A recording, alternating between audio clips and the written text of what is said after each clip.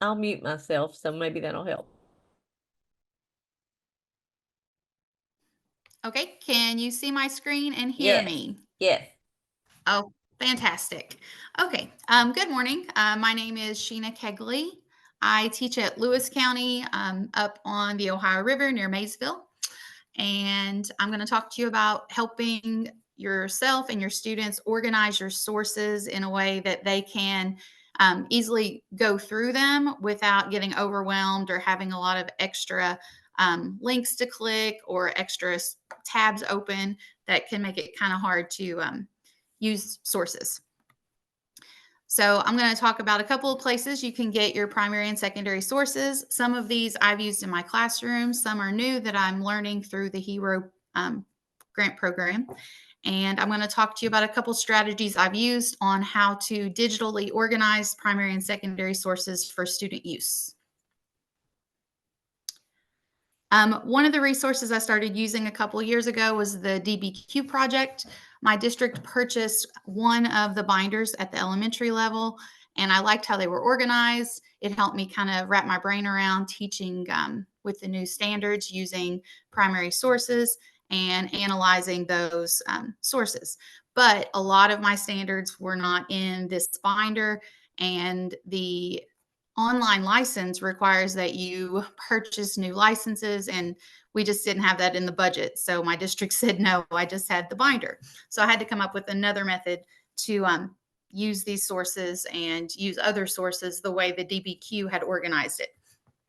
So through HERO, I've learned about the Smithsonian American Art Museum, the National Portrait Gallery, the Kentucky Historical Society, and the National Museum of American History and Harry Truman Presidential Library, and other sources where you can go and get primary sources from.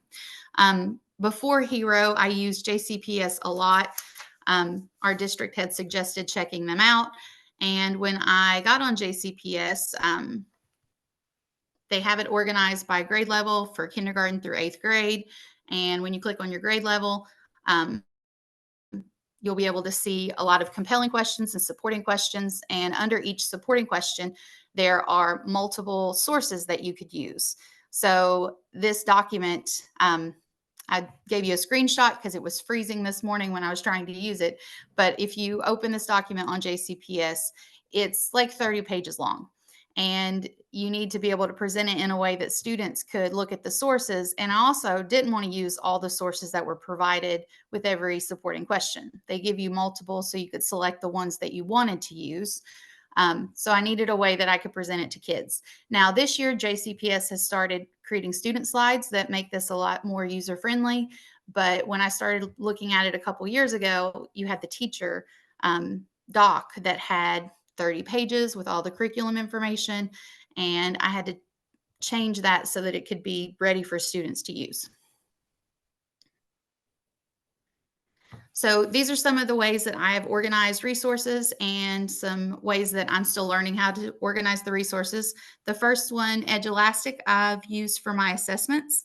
I'm going to show you an example of one that I've used. I've also used Clever, where I would just make a category and the category would give my supporting question. And then underneath of that, I could put links to all of my sources for students to be able to use. Google Slides, PowerPoint, and Canva, they all work very similar with using what you can make it look like buttons. So students are going to these sources. So I'm going to show you an example of that in just a moment. So here is Edulastic. When I first started using Edulastic, I was the only person in my school who was using it. So it was kind of learning how to do it as I go. I have learned that if you want to use Edulastic, they have excellent YouTube videos that will show you different things to help you learn how to use it. And then there's PDs on Edulastic. I saw a couple that were offered today. But this one, I have my short answer question over here and the answer box for the students to answer in. The reason I really liked using Edulastic, which I saw Magic School this morning, and it is equally excellent, actually better, I think. It's just new for me. I wish I'd seen it before, but it does this as well, where you can show the students the sources, and I named the tabs for these sources, source A, source B, C, D, and then I also added a tab for the rubric. So students can click in and out of these sources as they're analyzing them for their question. You could organize this as well for like a small group project where you have your questions over on the side. It doesn't have to be something that they type. You can have multiple choice, multiple select, true, false, and several other types of questions through Edulastic. But I wanted to show you this to show you all the sources and how to organize them for students to be able to maneuver through. So with source A, I've got the tab there, source B, source C, source D, and then I added the rubric so that they could go here and look and see what I was looking for in their final response. Within each source, they're able to highlight and then select a color. So because I want them to use multiple sources, I'll have them use different colors to show different sources to make sure that they are not just using one source to answer their questions. But they highlight it, pick their color, and then it'll highlight in yellow. And then the other color, we used orange here on a different, well, on the same slide, but you can click between the sources and still see the colors that they had highlighted before. Another way that I've organized my sources for students is using Google Slides. This would work on PowerPoint as well. So I created buttons. You can just insert a shape and they look like a button. And then you can hyperlink the shapes so that you can take students outside of your slide and see the sources.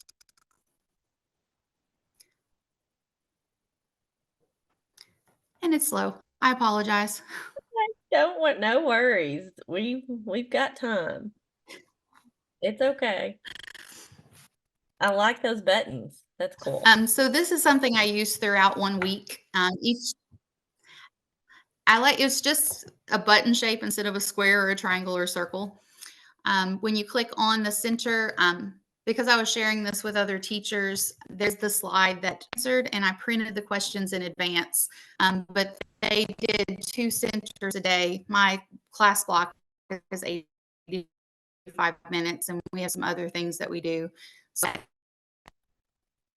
a question with multiple sources, and they could get to them by clicking on the different that you saw on the previous slide. Now, I shared the slide deck. You guys were. I shared it Clever. I've used it on Google Classroom before, and the students would just push present and be able to start pushing the buttons to get to their center. And if I just knew it was tabs, they could easily go into the center and make up the work.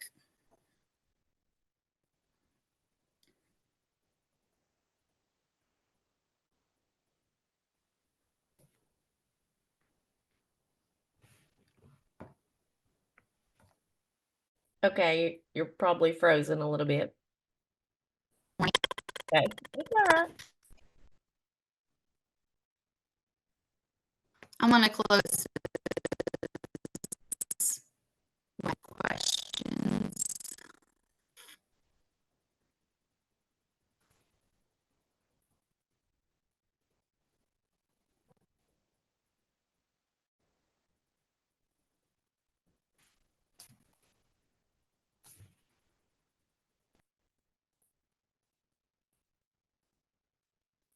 If you wanted to put anything in the chat, you could do that too.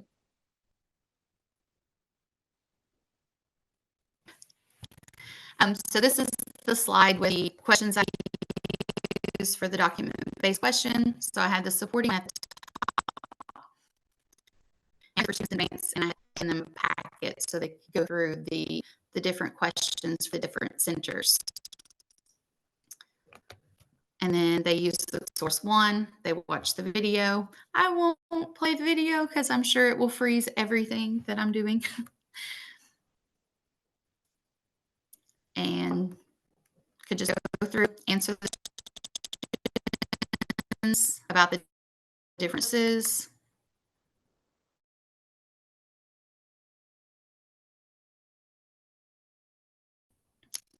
And then when they finish, they would just enter from their own computer.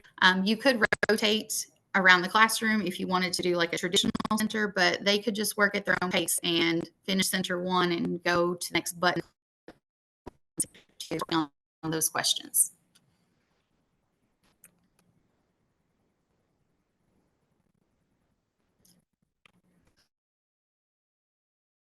Okay. We're actually able to hear that because of my computer. Does anyone have any questions?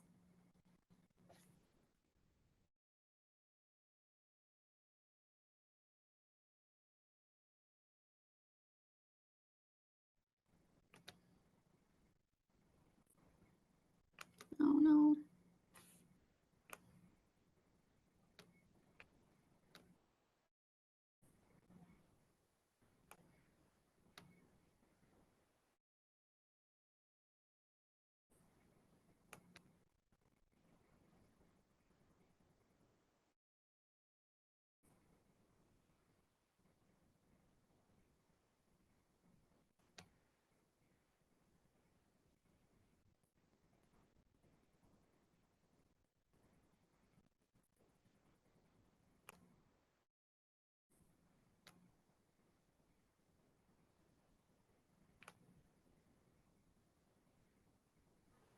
Lord, thank you.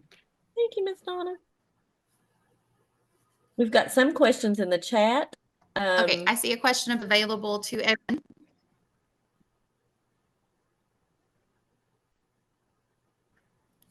Okay, in the last version, I have the page, but I used the free version for 2 years. Paid version is having you need a reader or IEPs. Also, I could lock the screen so that the students couldn't go out of Edulastic while they were taking a test. I feel like you could live without that. The free version works very well. It's much teacher created. When you create questions, you tag your standards with them, create it.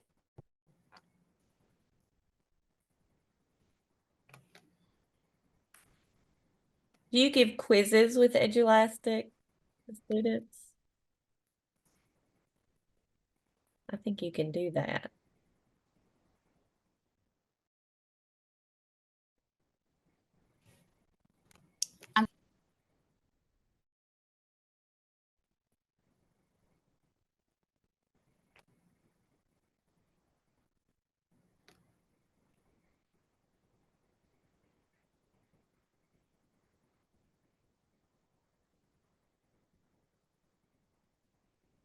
Okay, I apologize. If you type a question in chat, I'll try to answer it in there.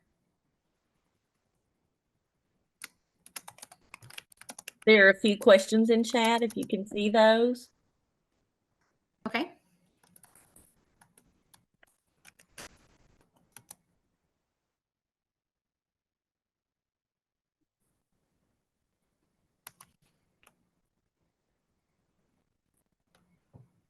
Roger, can you hear us now?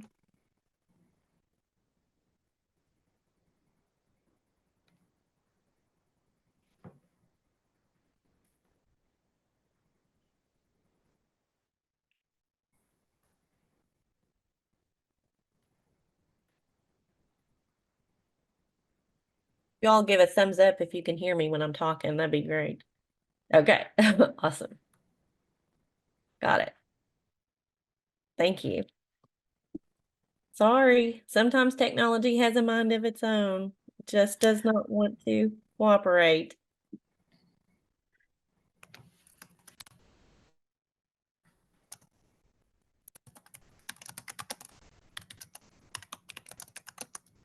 Shannon, did you see Jacob's question about drawbacks? If there are any drawbacks to Edulastic, to the free version? Can you hear me right now? Mm-hmm. Yes. Okay. There's no reader for the special ed students who need a reader if on the free version. We have Read Write Gold, so we're able to still use that through Edulastic. Also, when you are students are taking the test, if you don't want them to Google an answer, they're able to leave the test and come back into it. I haven't had that problem at the 5th grade level, but in the paid version, you can lock it so that the students have to stay in Edulastic while they're taking the test.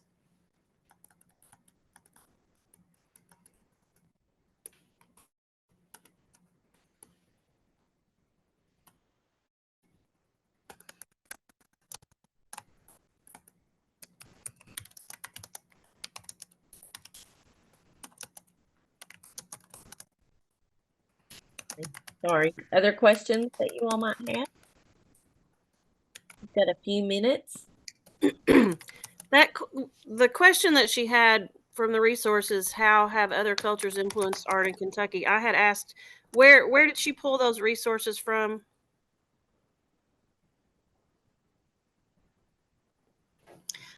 I was looking, I believe that one from Engage New York, or it came from the 4 C's lesson, or 4 C's. I have to go back and look at my resources for that.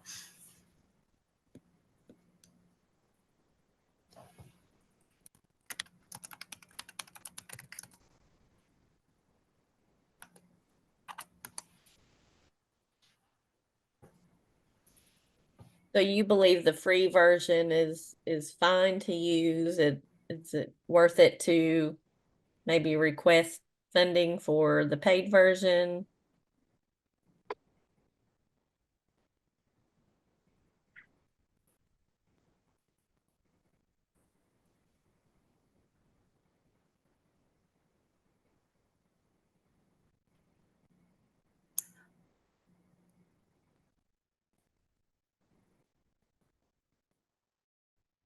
My screen is frozen again. We might want to wrap this up.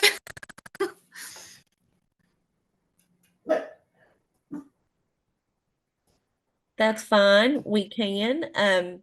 That'll give you all a chance. If anyone needs to take a little restroom break, you'll have a little bit of time before we go to our last session at 11:30. I'll go ahead and end this one. It's 11:25. So take a little break and then go to your last session at noon. At that time, at the end of that session, we'll put the evaluation link in the chat. And Sheina, thank you so much. Sorry for all the difficulty. Thank you for sharing what you're using in your classroom, though. We do appreciate that. Thank you for being patient. Bear with me. Listen, no worries. It happens all the time. I'll go ahead and end this session. You all take a break.